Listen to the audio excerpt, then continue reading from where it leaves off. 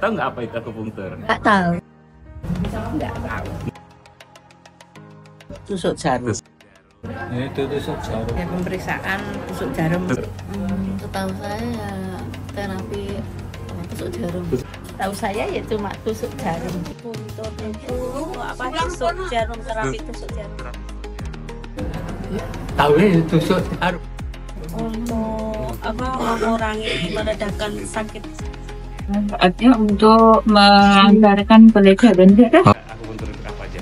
Nggak tahu. Nggak tahu. Terima kasih nggak Pak.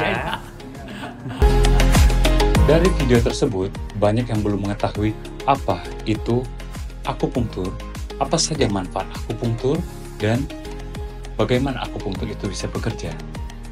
Mari kita bahas tuntas di Fakta Unik Akupunktur. Seiring berkembangnya teknologi di dunia kesehatan saat ini, ada satu cabang ilmu kesehatan yang unik sejak ribuan tahun yang lalu. Dengan seiringnya waktu berkembang dengan mengikuti zaman, ilmu itu disebut akupunktur. Lalu, apa itu akupunktur? Bagaimana sejarahnya? Dan seberapa besar manfaat akupunktur? Dan bagaimana akupunktur itu bekerja? Mari kita bahas. Saya, Rifki Ahmad.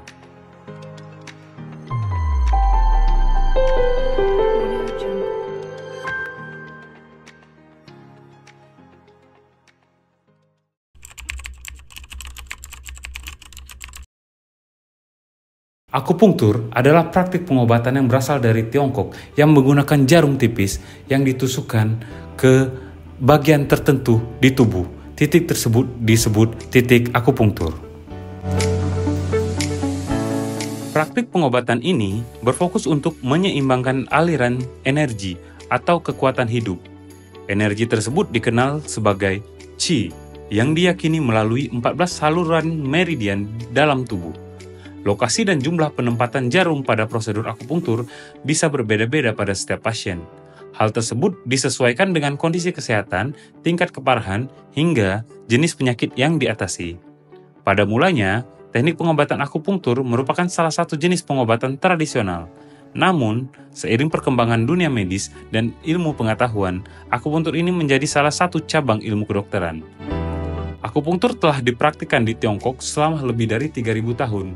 Periode pembentukan tradisi pengobatan Tiongkok yang paling berpengaruh adalah pada masa dinasti Han, kira-kira abad kedua sebelum Masehi hingga abad kedua Masehi, dan menyebar ke Eropa dan Amerika dari abad ke-16 hingga ke-19.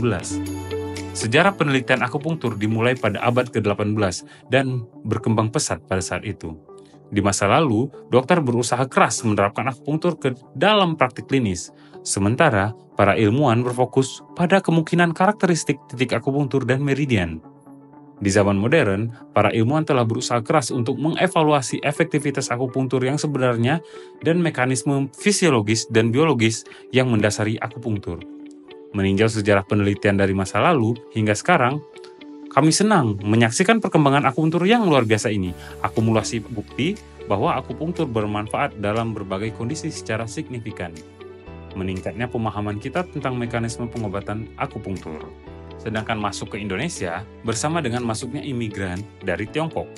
Pada tahun 1676, seorang dokter Belanda, Willem ten Rijne, yang ditempatkan oleh VOC di Batavia menggunakan akupunktur yang dipelajarinya pada saat ia ditempatkan di Jepang pada tahun 1674. Pelayanan akupunktur pertama kali di Indonesia bermula ketika Presiden Soekarno sakit-sakitan.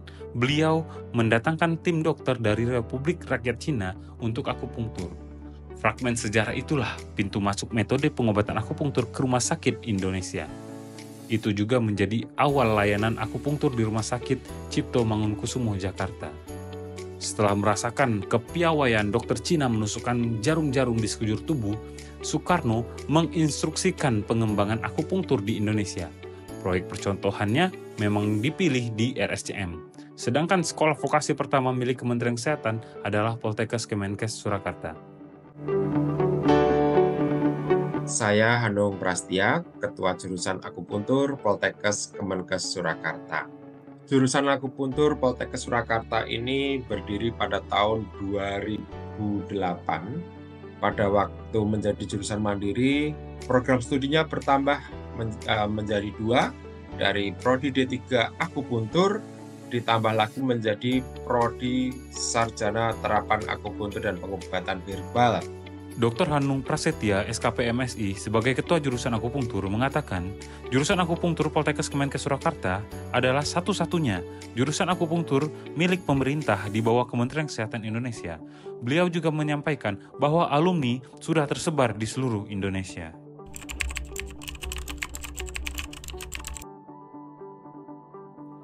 Menurut beberapa sumber, akupunktur mampu mengobati gangguan syaraf dan otot, meringankan sakit kepala hingga migrain dan vertigo, serta bisa meredakan rematik. Selain itu, teknik tusuk jarum ini mampu mengatasi gangguan metabolisme dan hormon.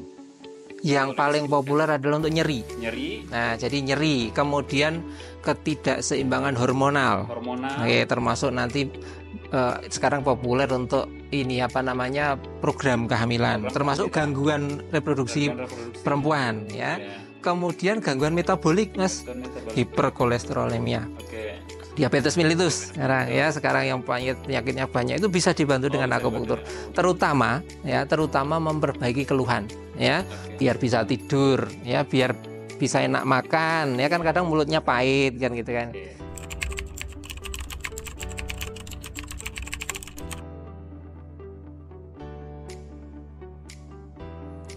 Menurut tradisional Chinese medicine atau TCM, kesehatan manusia adalah hasil dari keseimbangan yin dan yang dikenal dengan qi atau energi.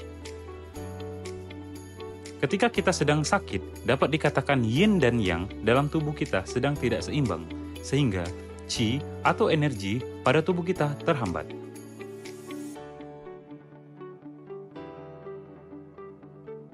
Sementara qi mengalir melalui jalur yang ada pada tubuh manusia yang disebut dengan jalur meridian. Melalui jalur inilah aliran energi atau qi tadi bisa diakses melalui 350 titik akupunktur dalam tubuh. Titik akupunktur pada tubuh kita memiliki sensitivitas atau tingkat kelistrikan yang lebih pekah dibandingkan dengan bagian tubuh yang bukan titik akupunktur.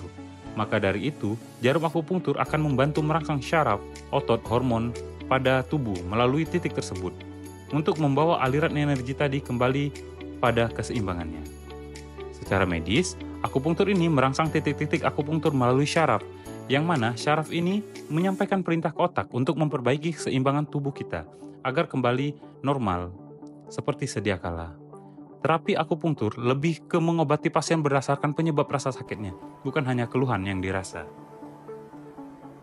Jadi di tubuh manusia itu ada namanya self healing, kemampuan self healing. Jadi kemampuan untuk menyembuhkan diri sendiri. Nah, termasuk adalah ada bagian-bagian tertentu tubuh di permukaan tubuh yang dia bisa dilakukan stimulasi, ya. Jadi bisa dipengaruhi untuk memperbaiki ketidakseimbangan. Contoh misalkan ada sebuah titik, misalkan saya tusuk di sini ya. Nah, tusuk di sini di area bahu di sini. Maka penusukan saya ini akan diterima oleh sel-sel terutama ya teman-teman ya, terutama oleh saraf-saraf reseptor nyeri.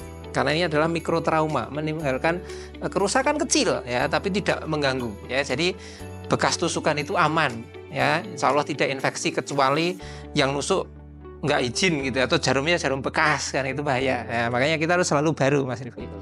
Nah, dengan ditusuk nanti ada serabut saraf penerima rangsangan ya, dan dia akan diterima sebagai sebuah impuls stimulasi ya, yang kemudian dia akan masuk ke medula spinalis, kemudian naik ke otak. Lah, di otak nanti akan diproses kebutuhannya apa ini ya. Contoh misalkan ini daerah sini nanti akan masuk ke kepala ya, yang digunakan untuk sebagai misalkan nyeri kepala ya. Jadi otak kita itu tanpa kita suruh itu pinter, hipotalamus itu tanpa kita suruh fungsinya ya. Belum lagi nanti ketika mohon maaf ada orang yang sakit perut, nah, lambungnya mual, mules gitu ya, perih gitu, kita tusuk nanti ada namanya titik khusus untuk lambung ya. Nah, maka dia akan bekerja secara namanya refleks kutaneo-visceral ya. Jadi refleks dari penusukan di kulit di titik yang depan ini, dia akan masuk ke medula spinalis, kemudian dia refleksikan ke saraf yang akan masuk ke lambung. Ya, sehingga akan memperbaiki salah satunya Mas Rifki. Satu, merelaksasi lambung yang kram ya, lambung yang kaku ya, sehingga awalnya begah penuh dia bisa longgar. Kedua, ini bisa menstimulasi untuk lapor. Nah, ini jalurnya jalur ke otak nih. Jadi setelah ini masuk ke medula spinalis, dia masuk lapor ke otak. Dia akan timbul namanya refleks anti nyeri dan relaksasi emosi. Ya, sehingga nanti hormon stresnya akan turun. Ya, turun artinya berkurang ya, karena sakit kan orang jadi stres. Nah, setelah hormon stresnya bisa hormon kortisol namanya, maka kemudian asam lambungnya akan berkurang. Karena kalau stres asam lambungnya akan mudah keluar, ya kan? Nah, kemudian yang ketiga, karena ini pencernaan biasanya terganggunya itu penuh terus nggak nafsu makan, ya tak? Nah, BAB-nya sulit kadang-kadang. Nah, karena apa? Gerakan ususnya melambat. Nah, kita stimulasi dengan titik akupunktur, maka secara ini saraf terjadi gangguan tidak seimbang saraf parasimpatis dan simpatis. Nah, sehingga terjadi perlambatan gerak peristaltik usus. Nah, setelah diakupunktur sekian lama, nanti ada fungsi otonom itu tadi yang kemudian bisa menggerakkan usus perlahan-lahan. Sehingga apa? Isi usus lambung dan nyambung ususnya pelan-pelan turun, sehingga apa? Begahnya longgar, bisa kentut, kemudian BAB-nya jadi lancar. Nah, itu yang terjadi, itu contoh kasusnya dan banyak lagi.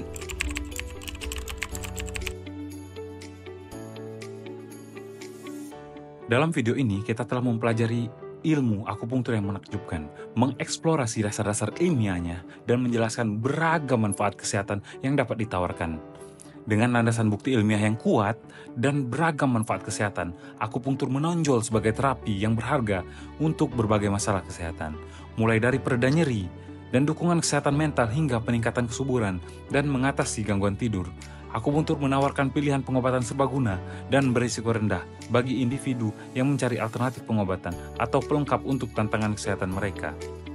Jika Anda belum pernah mencoba akupunktur, kami menganjurkan Anda untuk mencari praktisi akupunktur terdaftar sebagai tenaga kesehatan di dekat Anda dan mencari tahu potensi manfaat akupunktur untuk kesehatan Anda. Semoga video ini bermanfaat. Saya Rifki Ahmad, terima kasih.